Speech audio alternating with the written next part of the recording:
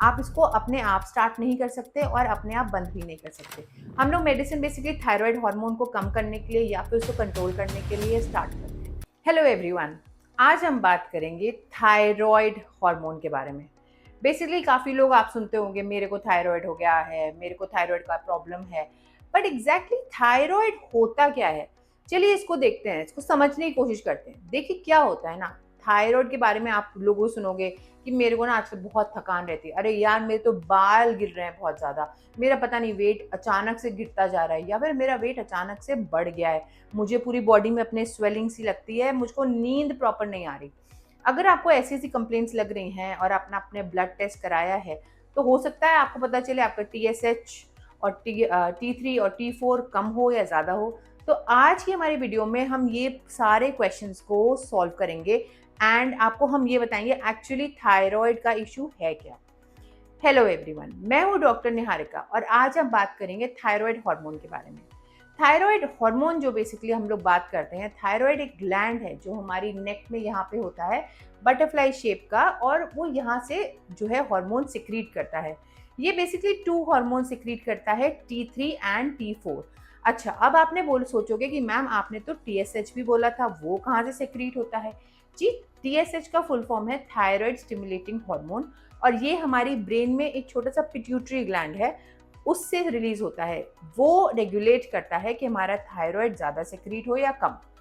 तो देखिए, अगर आपकी कंडीशन ऐसी है कि आपका थायराइड जो है ढंग से काम नहीं कर रहा है, या फिर आपका जो है थायराइड जो है ज़्यादा काम कर रहा है, मतलब कि थायराइड जो है बहुत ज़्यादा ज़्यादा काम कर रहा है, या फिर T3 T4 के लेवल आपके बहुत हाई हैं, तो जो TSH होगा वो कम रिलीज होगा, क्योंकि वो ज़्यादा आपको स्टिमुलेट नहीं करना चाहेगा।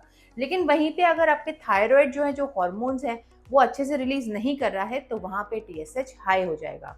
समझ में आया? ये इन्वर्सली प्रोपोर्शनल वाली बात हम कर रहे हैं। चलिए आज हम ये समझते हैं कि एग्जैक्टली क्या क्या सिम्टम्स आते हैं, हाइपर और हाइपोथायरॉयडिज्म क्या होता है, और एग्जैक्टली ये काम कैसे करते हैं। अभी हमने सुना T3 एंड T4। T3 का फुल फॉर्म क्या होता है और T4 क्या होता है? T3 का फुल फॉर्म होता है ट्राई आइडोथायरोनिन, और T4 का होता है थायरोक्सिन।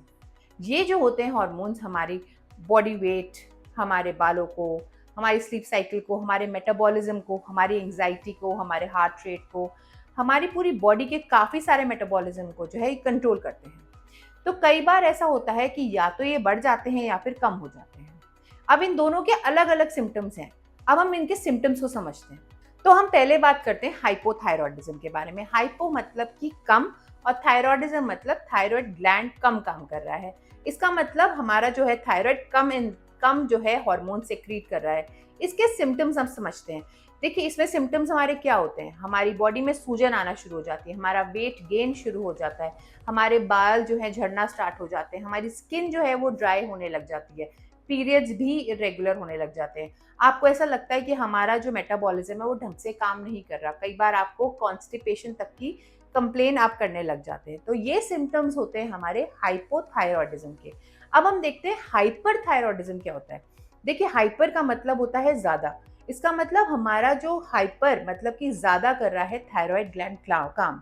इसका मतलब कि जो हॉर्मोन्स थायराइड रिलीज करता है वो ज्यादा रिलीज कर रहा है, तो उसे बोलते हैं हम हाइपर थायरॉयडिज्म।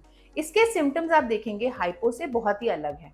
इसके सिम्टम्स हैं जैसे कि आपको घबराहट होना ज़्यादा शुरू हो जाएगी, आपका वेट लॉस होना शुरू हो जाएगा, आपकी बॉडी में सूजन नहीं रहेगी, आपको लूज मोशंस लग जाएंगे, आपको जो है हर बात पे लगेगा कि मुझे थकान थकान सी लगेंगी, आपके पैर, आपके थाइस, आपके मसल्स में आपको कमजोरी फील होने लग जाएगी।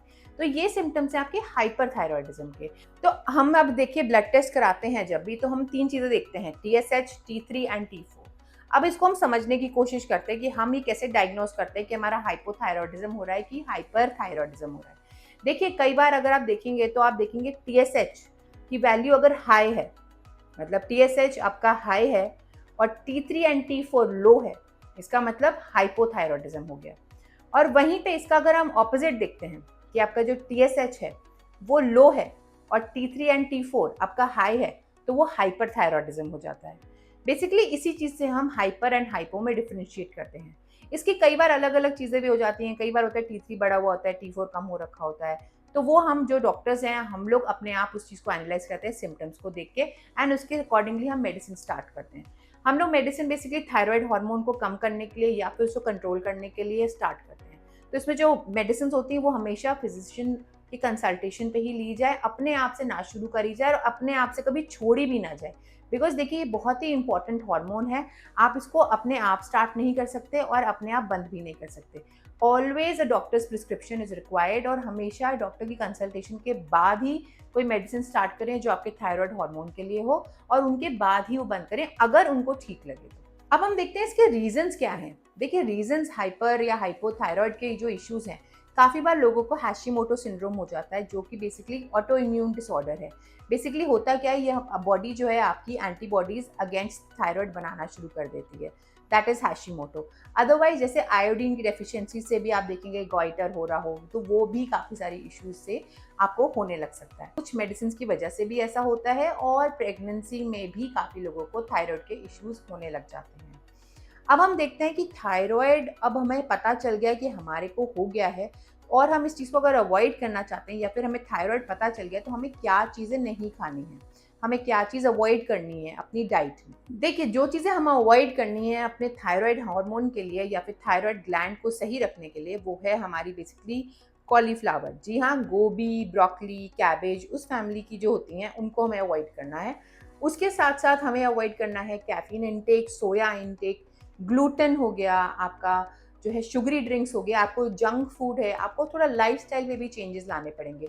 ये चीज़ें होती हैं जो आपको बंद करनी पड़ेगी। और खाना क्या है, खाना आपको फ्रेश फ्रूट्स हैं, सैलड हैं, अपना प्रॉपर खाना है, कार्बोहाइड्रेट, प्रोटीन और फैट्स की मात्रा सही रखिए और एक प्रॉपर लाइफस्टाइल की तरफ चीजिए। सबसे इम्पॉर्टेंट बात जो हम लोग थायराइड मेडिकेशन में समझाते हैं पेशेंट को कि 30 मिनट्स से पहले और 30 मिनट्स बाद कुछ नहीं खाना है। ट्राई करते हैं थायराइड की मेडिसिन एम्प्टी स्टमक जैसे ही आप उठते हैं सुबह लें, उसके 30 मिनट्स बाद ही चाय या दूध पीजिए।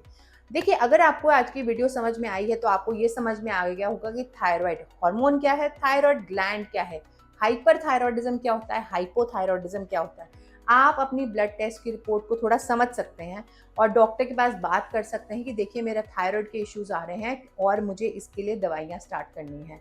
देखिए कोई भी दवाई विदाउट कंसल्टेशन ना लें। अगर आपको ये वीडियो पसंद आया है तो please like and subscribe my channel and आप इस चीज़ को समझिए। अगर आपको थकान हो रही है या एंग्जाइटी हो रही है या आपके बाल झड़ रहे हैं या कोई और इश्यू हो रहा है तो समझिए आपकी बॉडी आपको इंडिकेट कर रही है कि कोई प्रॉब्लम है, इसका चेकअप कराना ज़रूरी है। Let's decode health together. Thank you.